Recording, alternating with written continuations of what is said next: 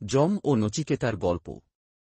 বজ্রশ্রবা নামক এক ঋষি তার সমস্ত সম্পত্তি দান করার সিদ্ধান্ত নেন। তার পুত্র নচিকেতা, যিনি ছিলেন একজন অনুসন্ধিৎসু এবং সত্যের প্রতি উৎসর্গীকৃত, তার পিতার এই কাজে অসন্তুষ্ট হন। নচিকেতা তার পিতার কাছে জানতে চান তিনি কাকে দান করবেন। তার পিতা রেগে গিয়ে বলেন, আমি তোকে যমের কাছে দান করব। পিতার কথা অনুযায়ী নচিকেতা যমের আবাসস্থলে যান।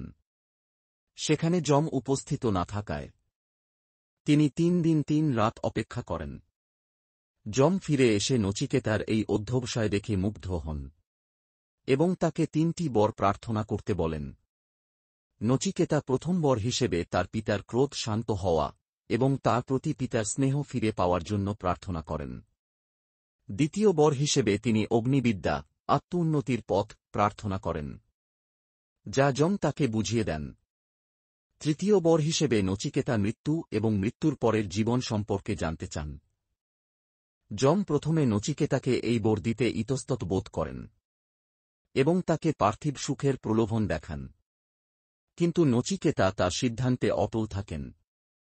অতঃপর যম নচিকেতাকে মৃত্যু ও আত্মজ্ঞান সম্পর্কিত গভীর জ্ঞান দান করেন, যা নচিকেতাকে মৃত্যু ও জীবনের সত্য উপলব্ধি করতে সাহায্য করে।